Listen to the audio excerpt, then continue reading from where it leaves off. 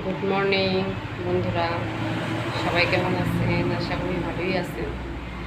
কিছুদিন ধরে ভিডিও দিতে পারতাছি না, মোবাইলটা একটু ডিস্টার্ব করছে কিছুদিন। শনিবার বন্ধুরা, আজকে আমি সকালবেলা উঠা স্নান টান করে বাসি কাজ করে স্নান করে ওখানে রান্না বসাই দিছি।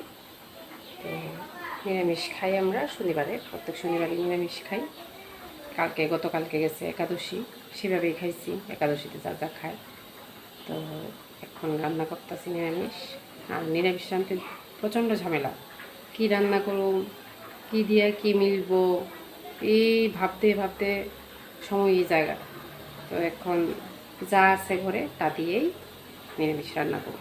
একটা গুড়টা রেডি করে রাখছি, একটু টক করুম, টমেটো আর কাঁচা আম দিয়ে সেটা টক। এখানে সজনা আর কুমড় কাটতে রাখছি, এটা একটা নিরামিষ সবজি করুন। আর এখানে আলু বোয়াইছি সেদ্ধ, এটা আলু টালা করুন, জিরা শুকনো লঙ্কা দিয়া। নিরামিষ যে কী রান্না করি এটাই বুঝতে পারি। তো এই হচ্ছে আমার সরঞ্জাম, এখন এটি করি, এরপরে দেখি আর কি করতে পারি। তো তো কার কাছে কি জানি না, আমের টকটা রান্না করতে আমার খুব ভালো লাগে। কাঁচা আম দিয়া সেটা, টমেটো দিয়া সেটা, মানে এটার স্বাদটাই আলাদা। তো কাঁচা আমটা একটু বেশি করে দিব, টমেটো দিব, তো খুব ভালো লাগে, খায় দেখবেন। আর ফোড়নে কী কী দিতেছি তাও দেখাবো। তেল তো গরম হয়ে গেছে গা, এ দেখেন, একটা শুকনো লঙ্কা নিছি, একটু সর্ষা নিছি আর একটু মেথি নিছি, এটাই ফোড়ন দিব। এই যে আমের টকে আম তো ধুয়ে আগেই দেখাইছি, আম তো ধুয়ে টুয়ে রেডি করে রাখছি, আম টমেটো। এখন তেলও গরম হয়ে গেছে গা, দিয়ে দিব।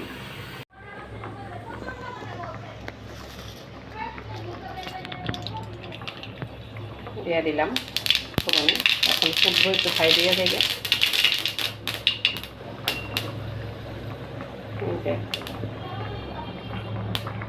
দিয়ে দিলাম,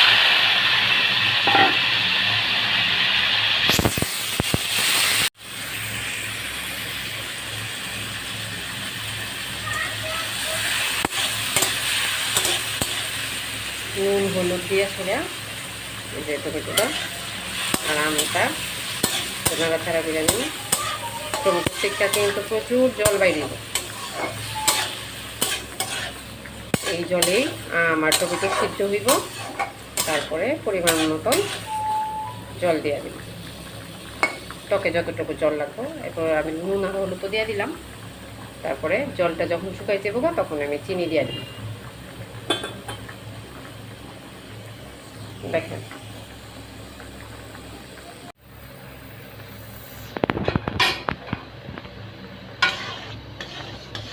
টকটা মোটামুটি হয়ে গেছে না, আমও সিদ্ধ হয়েছে, টমেটো সিদ্ধ হয়ে গেছে গা, চিনিও দিয়ে দিয়েছি, পাতলা টক করছি।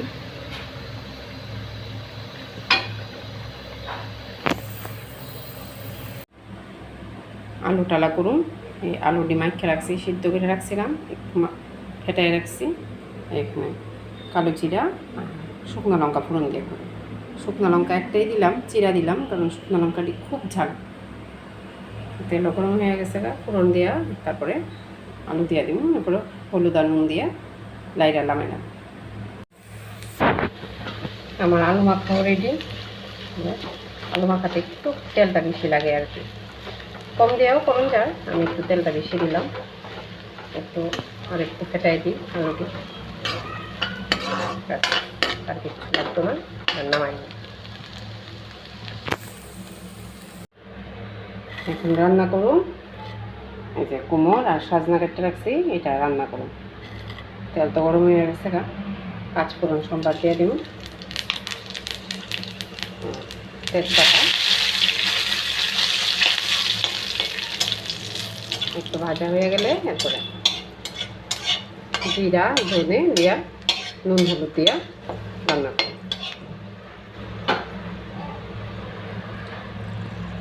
মোটামুটি ভাজা হয়ে গেছে গা, দিয়া দিন ওটা, দুটা কাঁচা লঙ্কা চিরা রাখছি, এটাও দিয়ে দিন। একটু ভাজা ভাজা হইব, এরপর মশলা দিই, একটু পাঁচফোড়নের সাথে একটু নাড়াচাড়া করে মিশাইয়া এরপরে মশলা দিই।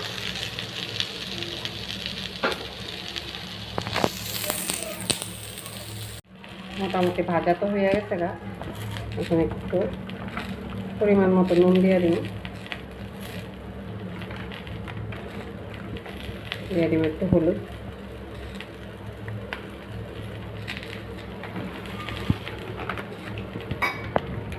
একটু জিরা,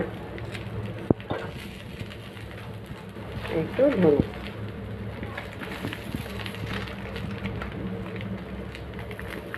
ধনেটা একটু বেশি দিব জিরার থেকে। নাড়াচাড়া দিয়া এরপরে ঢাইকে রাখলে ভালো করে সিদ্ধ হইলে এরপরে জল দিয়া দিই। গামাখা করে রান্না করব, বেশি ঝুল ঝুল করতাম না।